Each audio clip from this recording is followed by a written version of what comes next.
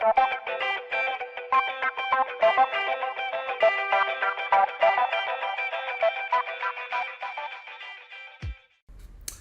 guys, Mike from the Off-Grid Shop. Welcome. If this is your first time here, let us know down in the comments below what sort of system you've got and what you're looking for help for. And if you're also someone that follows the channel, thank you for the support and appreciate the thumbs up.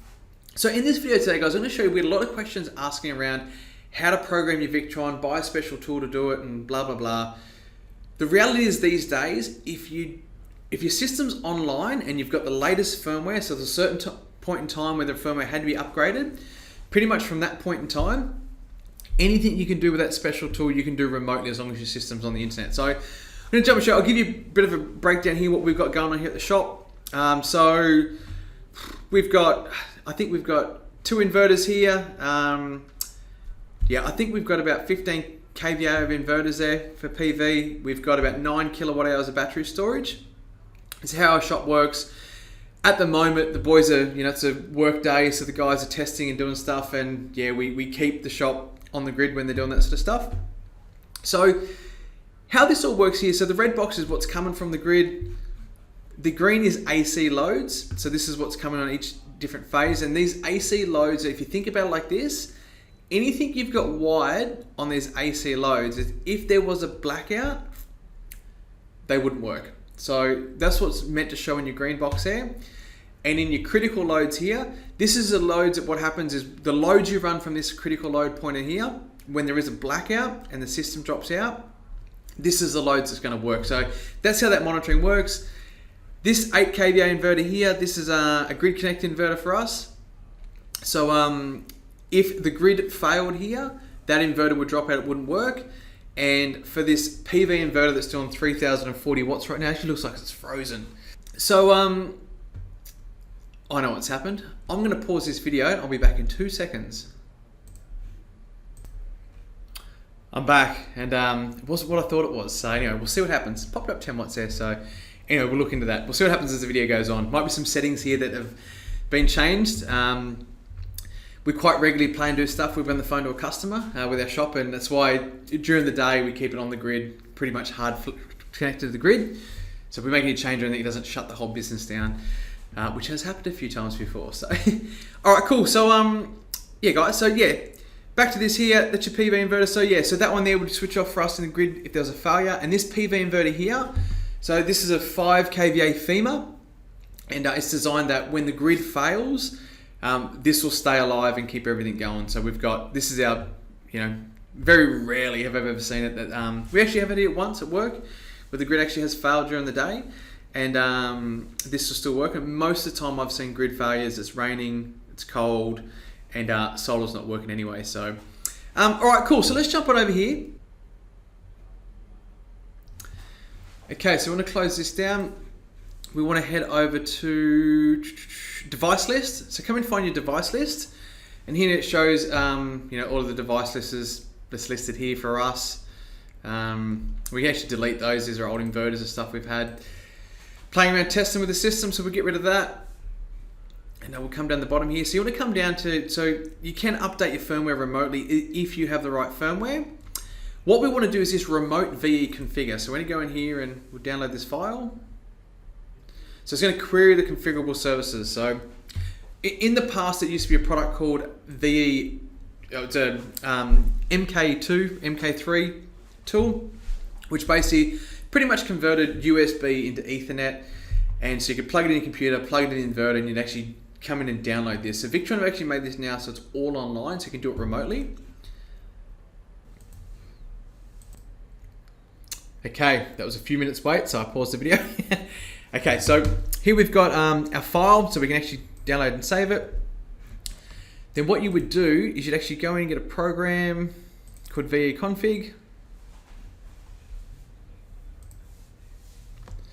It's been a while since I've used this on this computer. Yes, yes, yes, yes.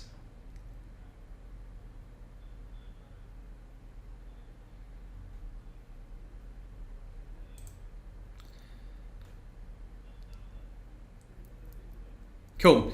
So now what we're going to do is we're going to get a target, fake target from file. Here we go.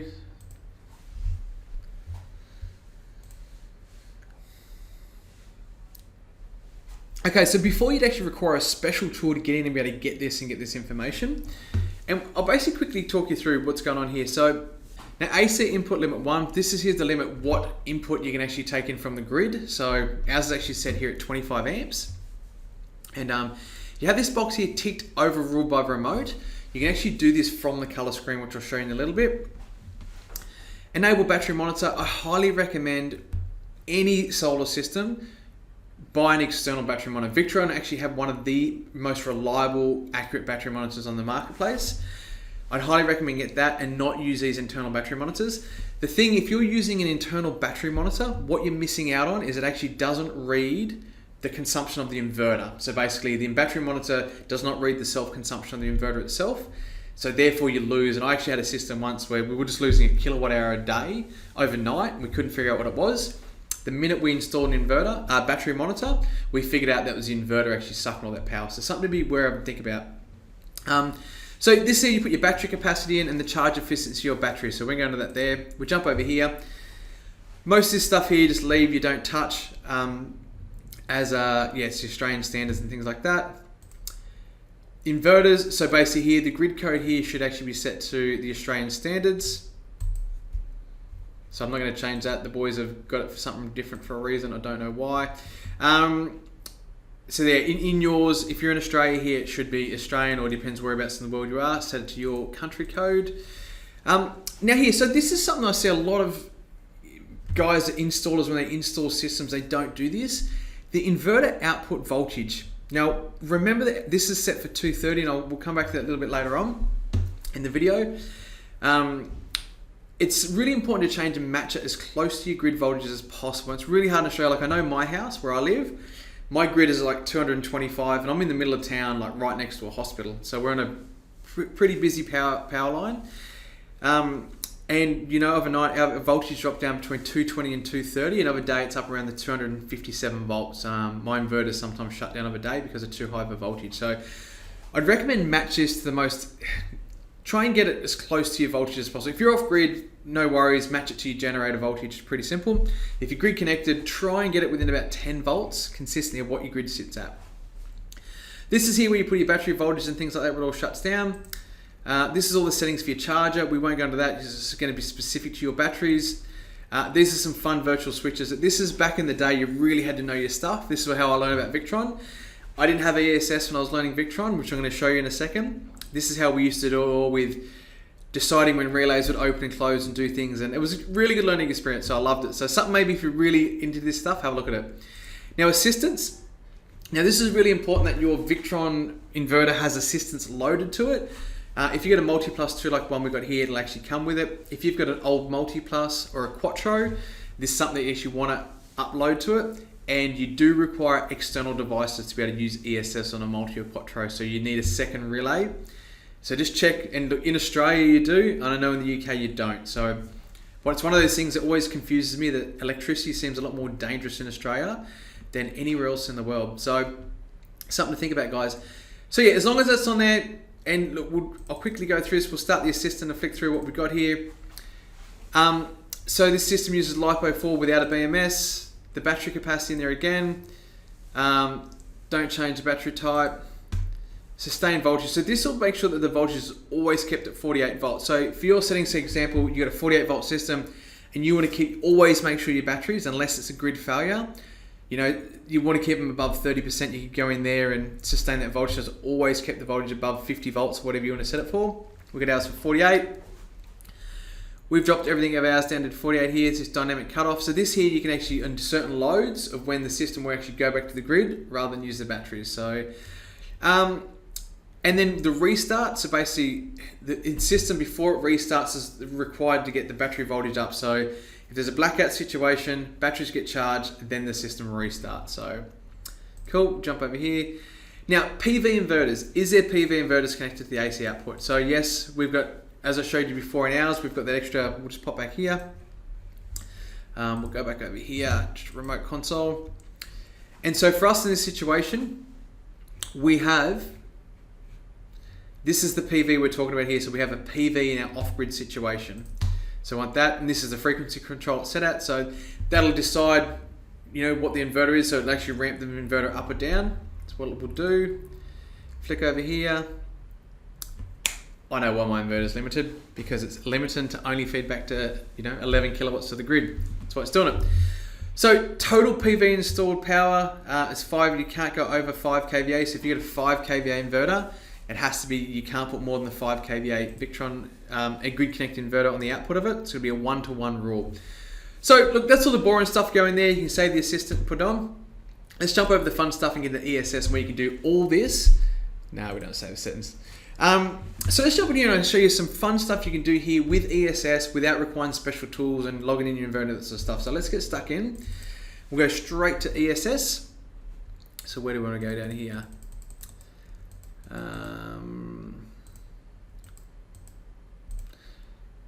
Cool, notifications, ABB, settings, here we go. Done, let's go to ESS. Here we go. This is where all the fun stuff happens. So let's do this. Okay, so at the moment, we get our system set optimized without battery life. Now there's a couple different settings here. You want to come in here. You got optimized with battery life, optimized without battery life. I'm not going to go in this video. It's too complicated to worry about that sort of stuff. The things I would look at is figure out which one of those your batteries belong onto. Then the other one is keep batteries charged. So if you just tick this one here, what happens if there's grid failure? So at all times, our batteries are charged and it won't actually cycle the batteries. So that's what keep batteries charged means. That's a simple one. Let's go back in here and go optimize without battery life. Here we go. Okay, so let's go down and have a look at what we can do. So multi-phase regulation. So for us, if you get a 3-phase solar system, what you can actually have is if you're pulling a lot of load on one phase, the Victron, you can say balance all phases. The Victron will dump back to the grid on the other phase to try and balance everything out with your meters and things like that and try and stop you from pulling power from the grid. Now the reality in Australia, the way the meters are set up, that doesn't matter because your meter just reads everything that comes past it, and it balances it out for you. But it depends on whereabouts you're in the world that you might want this phase regulation to balance your phases and things like that. It's all going to come down to how the retailer, uses your battery, your metering. Now, minimum state of charge unless grid fails. Now, it really depends on, I've got some customers here that literally, they live in a really unreliable grid, and if they used all their batteries, so they just stay connected to the grid all the time, what would happen is if it blacked out at 3 in the morning, most of the time they'd have flat batteries because the amount of energy they use, they just don't have enough PV or enough batteries to get them through all night. And it all really depends. Like if you're in Sydney in Australia, in the Central Coast, your peak energy rates are between 2 o'clock and 8 o'clock in the afternoon. So really all you want is your batteries to get you through that. Outside of those areas is all off-peak or cheaper tariffs and things like that. So really, it works ultimate batteries in those places to run them to 8 o'clock. When the batteries are flat, just go back to the grid because it's cheaper than charging your batteries and things like that. So something to think about. So you can set here a minimum state of charge. So we have some customers that set it to 50% because if they do have a blackout in the middle of the night, they've still got 50% battery to get them through to the morning and keep everything topped up. So that's how you think about like that. You can go in and change that. We'll come down here. Now limit inverter power. So we've got this, for us, we've got it set at 1950 watts. Now actually I'll crank that right up while we're doing this. The reason we do that is because we do swap batteries in and out all the time and play around and do things. But also in our peak times, we've got quite a large load that's on all the time. We'll go back up to 5. We'll actually put it down to 4. We'll let it go to 4. For us in our peak times, we've got quite a big load. So rather than let the system just literally, say between 5 and 7 o'clock, rather just drain the batteries flat out all at once, because that's actually what would happen with ours. We've got a 10 kilowatt load that's on here all the time. If that load just stopped, if the batteries were just able to dump, they'd actually dump the batteries. So what we do, we just let the batteries pull out 2,000 watts, and that normally gets us through the whole sort of 5 to 7 p.m. And we've still got some batteries and stuff like that left. So you can do that and maximize your inverter power. So that it'll only put out 4,000 watts or 1,000 watts or whatever. And that's the reason that we do that. So come down here. Now this grid set point, a lot of people get confused about this. With the Victron, how they work, they hold the hands with the grid, so it's about pressure. So this grid set point, so the Victron, to see if there's pressure at the grid, it's always going to take 10 watts from the grid. It's always going to give 10 watts from the grid. So if you really want to, hey, I don't want to take anything from the grid ever, you can actually change this grid set point and put it in the minuses, and the Victron will push against the grid all the time to test that pressure rather than taking from the grid. I don't like doing this because you're pretty much just cycling your batteries. You're better off just taking a little bit from the grid and dealing with it that way. So now here, depending on the inverter that you've got with the Victron, you can limit your system's feed in. So come down here and go right, max feed in 1000 watts or whatever you want to put it to. So this allows the Victron, and depending on the inverter that you've got, there's only certain inverters that this does work with. So something to think about and consider, that not all inverters you can actually do that with. Now, this is what I want to talk about, is the scheduled charging, and this is some fun stuff here. So, and how you can use scheduled charging. Now, a lot of this comes down to where you live and what you want to achieve. And there's one thing that I hope Victron work on and sort out that you just can't do, and I can explain that to you.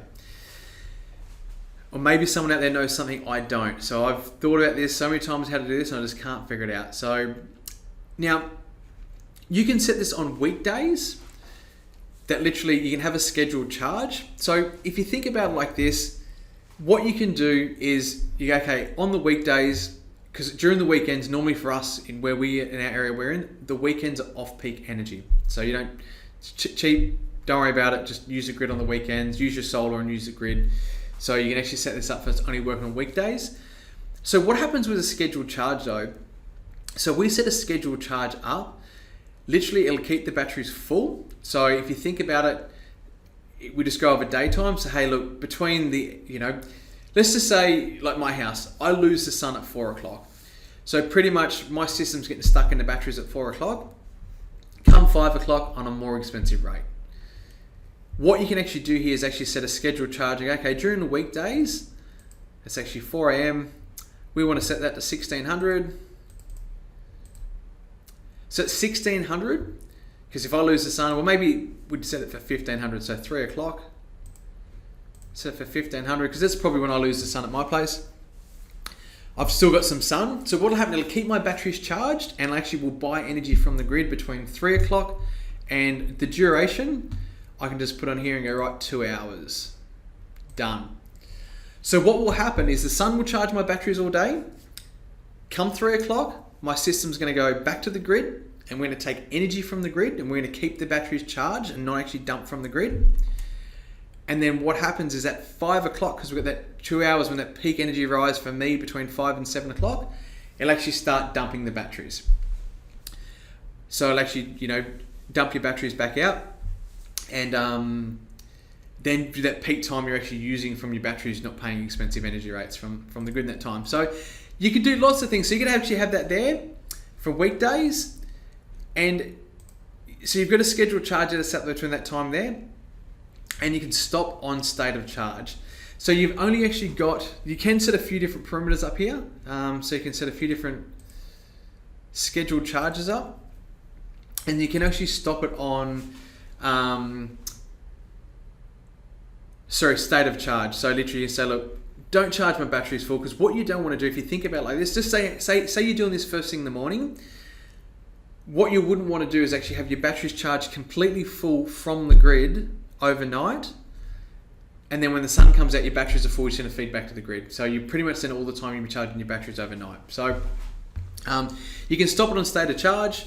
So literally when it's dropping down, you say, hey, look, state of charge limit,